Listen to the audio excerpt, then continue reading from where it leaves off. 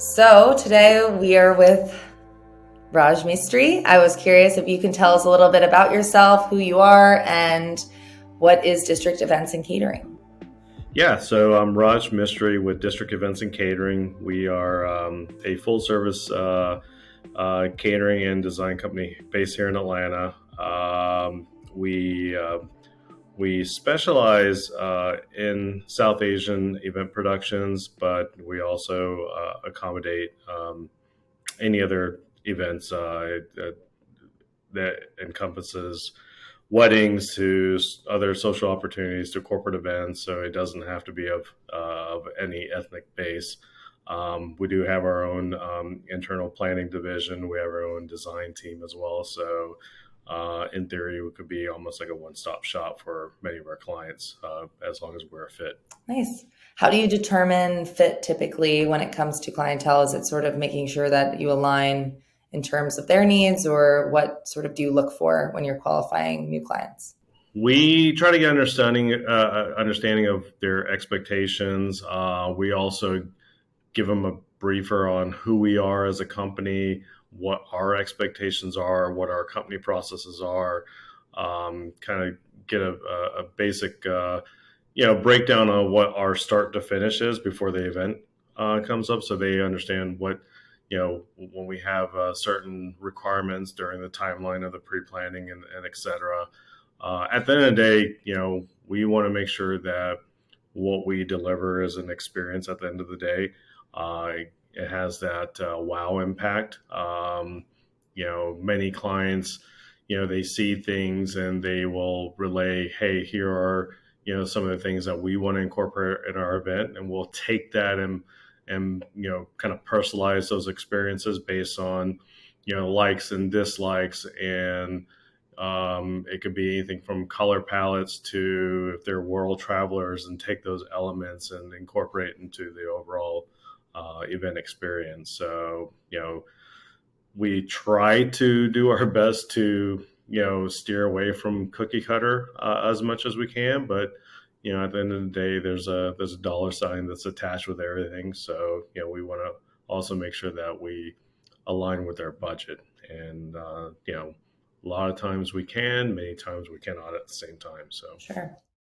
It's a balance of the two, of setting expectations and yeah, also being able to execute given the parameters that you guys agree on.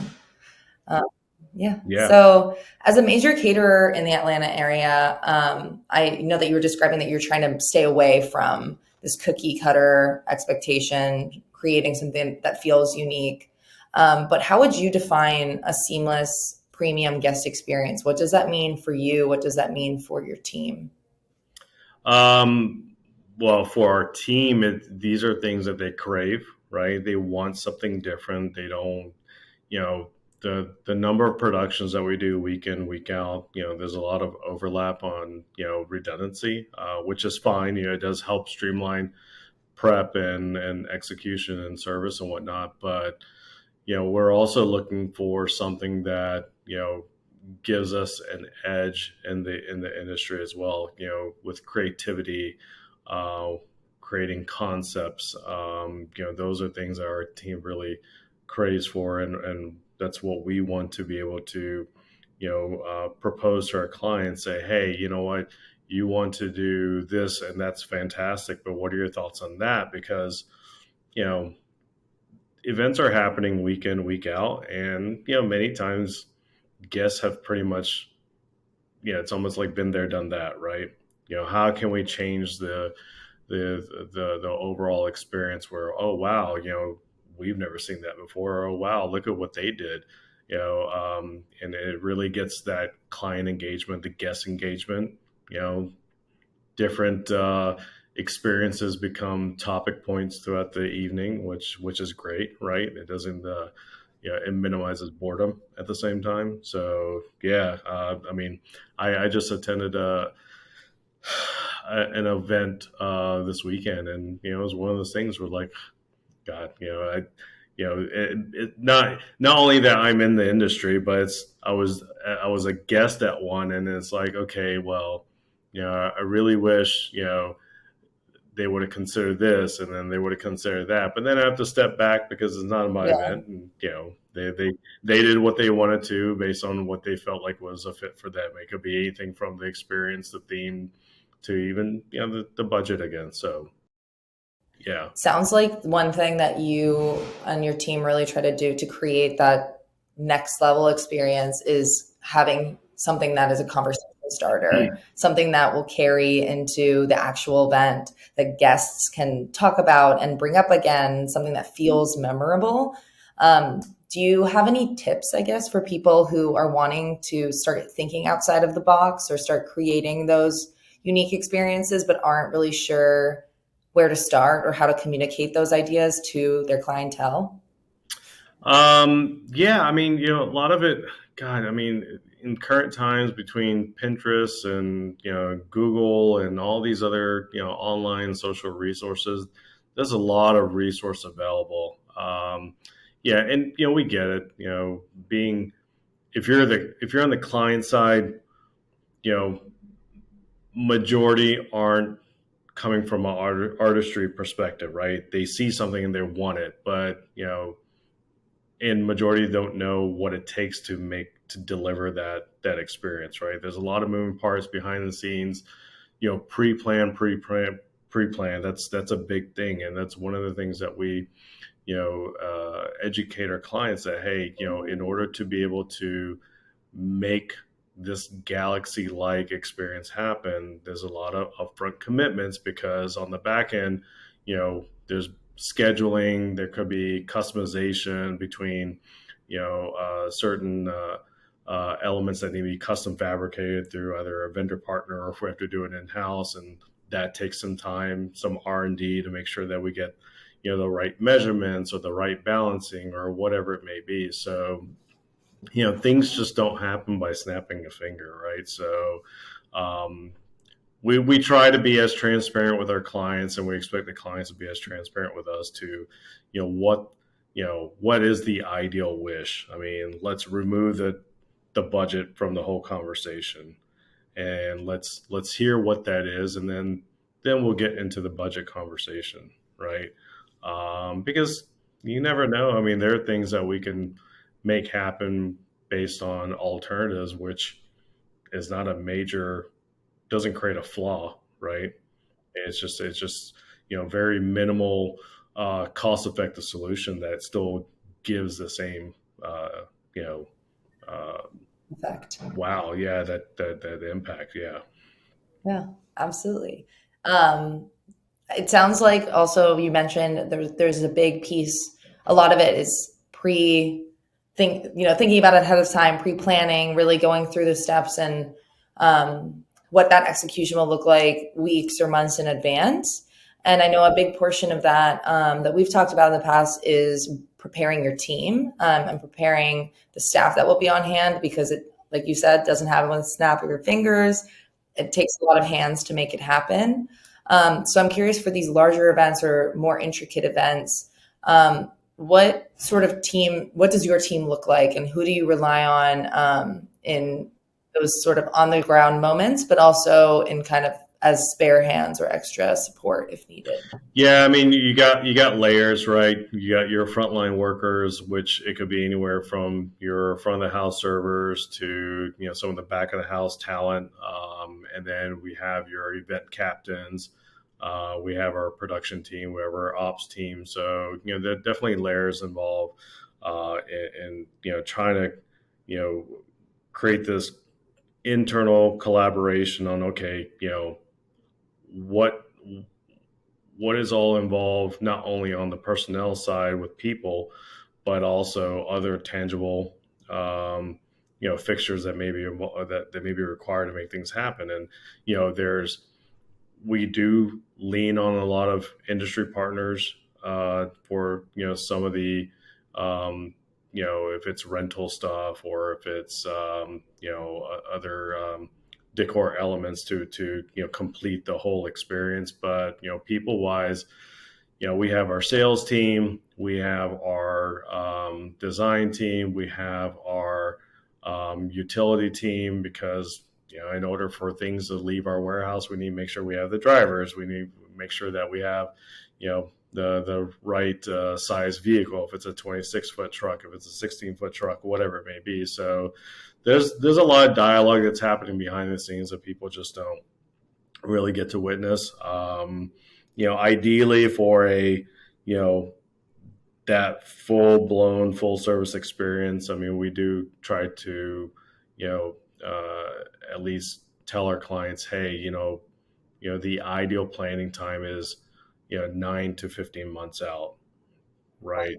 Well, I mean, again, it's case by case. If it's a 20, 50 person wedding, then okay, whatever, right? But, a lot of the events that we're doing are 200 plus, right? And, people are looking for something that's very unique. You got a percentage of people that want to outdo their friends in the community just to one up them, right? And, it takes a moment to create that idea and concept. And there's proposal, there's email communication, there's meetings, and then we have a lot of clients that might be in the healthcare industry and they can't talk during the 9 to 5, so we have to schedule off hour conversation times. And there's a lot of calendar adjustments like what we had too, right? So things happen that takes days and weeks, and once you start losing that, then you're kind of pushed against the wall on,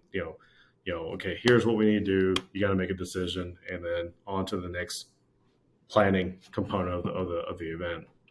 So, with your team, with your company, we've definitely have, entertain, banquet chefs to prep cooks to front of the house servers to event captains to dishwashers, and their bodies make things happen from to go from A to B to B to C and B to C to B, right? So there's a lot of upfront conversation with the client, and again, education is a big piece of it. Yeah, it sounds like communication is a major portion of what makes the momentum move forward, not just internally, but with your clients. How would you Yeah. recommend that people who are struggling to maybe convince someone that, or with a proposal, for example, right? You hear a lot of clients coming in with this dream vision, but they don't have the budget for it. How do you mediate those difficult conversations? How do you recommend that people who are newer to the industry approach those types of conversations that can be a little bit tricky or a little bit kind of like a reality check sometimes for their customers? Yeah, and respectfully, in return, you got to be black and white with the client.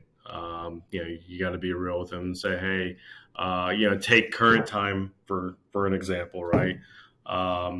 Between general commodity cost of goods, fuel, other tangible products have gone up anywhere between 15 to 30%, maybe higher, right?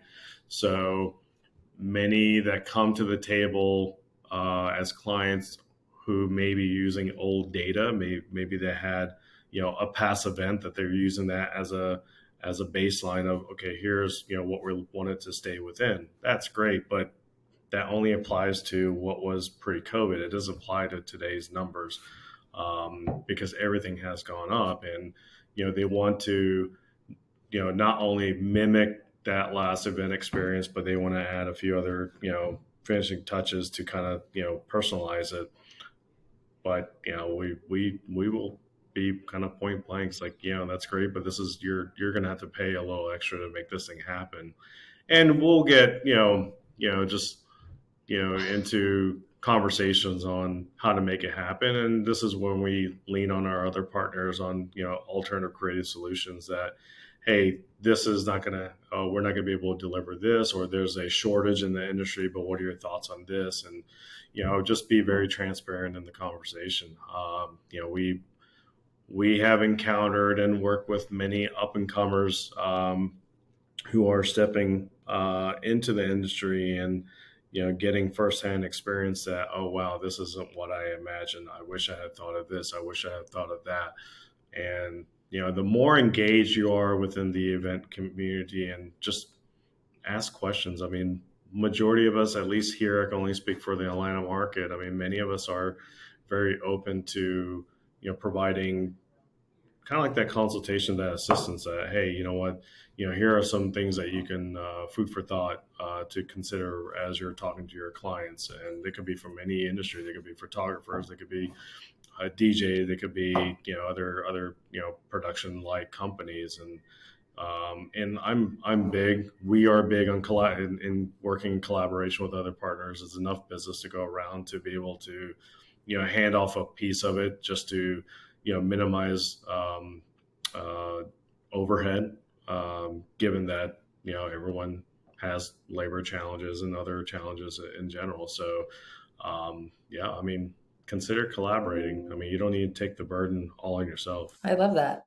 I think it's true. I mean, there's so much uptick now in events, and there's no shortage of people who want to celebrate and celebrate big. And it's awesome to see that there are pockets of the US and I'm sure internationally that function that way and really think Yeah, about things as we're all here to win, and lifting each other up and building a strong network only serves to benefit you because maybe when you help someone exactly. else out, it comes around.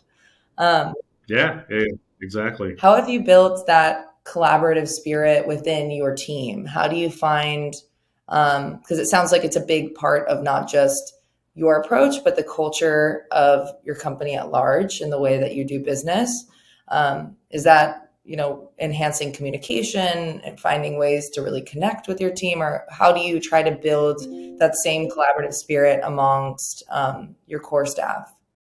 Yeah, I mean, we always try to. Our first approach is evaluating what can be done internally, right?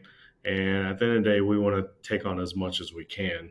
Um, but the reality is, again, we know that there are some things that it's just not worth doing internally, and that's not in a negative context, right? It's just if it's something that's very generic, yeah, I might have, let's just say, a mobile coffee partner be involved, and they can bring in a coffee cart and they can just add to that experience because that is their craft, right? So instead of me pushing out coffee for 1,000 people, I'll have a coffee cart company come in and they'll bring their own structure and whatnot, and it just kind of enhances the overall experience. And then, people would get to, you know, try something different and new, right? So instead of just having coffee, the coffee partner will not only provide coffee, they'll provide espresso and latte and just kind of build that, right? And the cost differential is minor. That's the reality of it, right?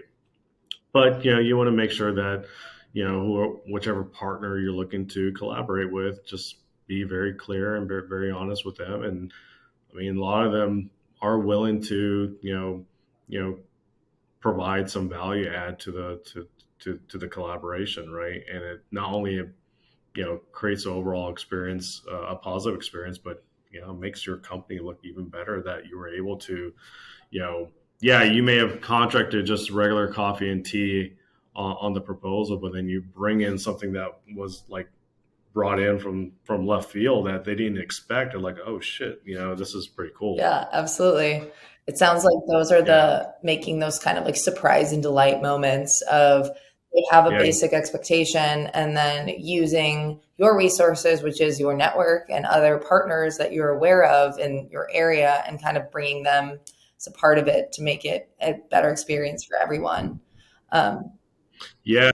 And again, we're already involved in 90% of the planning process, and that you're eliminating that component of it with that coffee partner. I mean, many of these people will work with you knowing that you've already taken on some of these services that they also include. But then if you take on that weight, then they'll work with you on costs and stuff like that too. How do you start those conversations? Is it something that you source partners in your area? Is it that through your word of mouth that you hear about, for example, a mobile coffee cart around, or how do you start to build that base of sort of supporting vendors? Be heavily involved in your local industry. affiliations. Obviously, in the catering and event business, you've got some major affiliations like NACE and ILEA and MPI and WIPA and whatnot, and you have a lot of peers who are also members, and it's almost like another level of a full-time job attending all the mixers and the socials, and a lot of them bring in educational workshops, which are definitely a positive thing as well. So um, you know there's no, like, we really don't think of anyone as a competitor so much, even with other local catering houses. We consider them as friendlies, right? We will refer them clients, especially if we're at capacity and we cannot fulfill it. We'll refer clients that way. And there are times that we know that catering XYZ has is doing something very unique on whatever it may be, and we might bring them in and collaborate in that capacity as well. So people appreciate it, like you said earlier. I mean, what goes around comes around. So Absolutely. Do you have any sort of suggestions? Again, just it sounds like you've been doing this for a bit, but suggestions in terms of when you get stuck in the planning process and when you're trying to develop something, sounds like it is a major portion of what happens behind the scenes.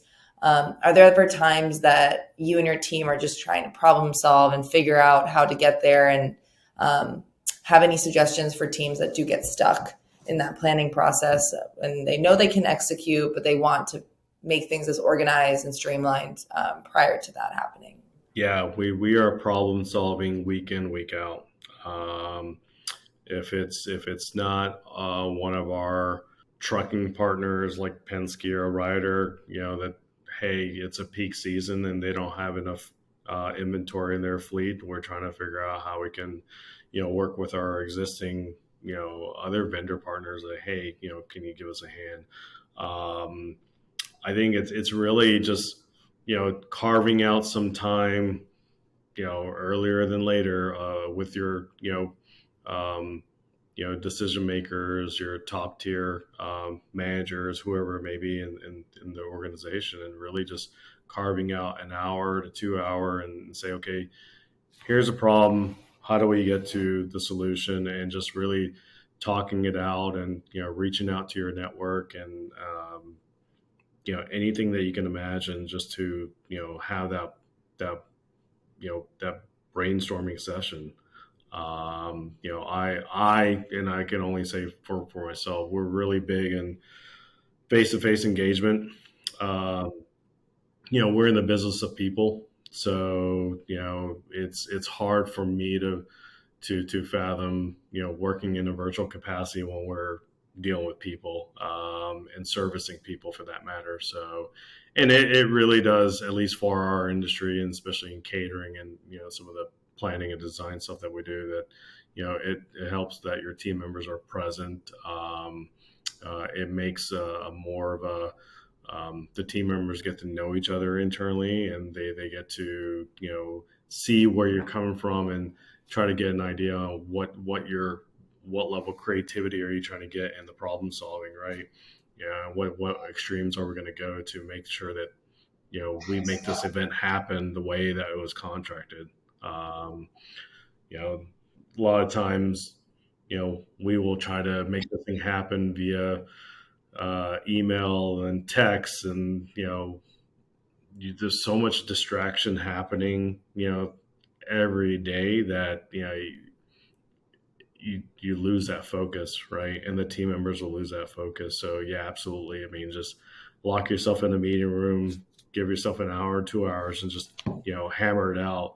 I mean, you'll definitely accomplish 80% of what you need to, which is way higher than just the quick text on the side. It's true. Something about being face to face really gets the creative juices flowing, and then you can build Oh off of yeah, the momentum that someone says something, you bounce off of that, it kind of builds, and like you said, you get 80% of the way there, and then the last 20 can kind of finish up later, but it sounds like that's the big bulk of the start and getting through those tough times. It is. I mean, there's an idea that when you're face to face, there's more clarity on how one is interpreting something as opposed to reading something on paper, and you're really assuming did they mean it this way or did they mean it that way, right? And then you're exhausting energy to get that understanding, and then you're sending out 80 million text messages to get clarity on what did you mean, like how did you want, like did you want to go up or did you want to go out or did you want to go left, like it's one of those things, like no, you know what, just meet, hash it out and move on to the next project. I mean, it's an easy 5-minute resolution. Incredible. Well, thank you so much for your time today. I appreciate it. Of course. I feel like we got to cover a lot of things, and hopefully those that are new to the industry or people that have been around for a while can take some helpful tips from our conversation today. Absolutely, and a pleasure. This was great. Love to be able to share as much as I know to the industry. Appreciate it. All right. Thank you. Awesome. Thank you,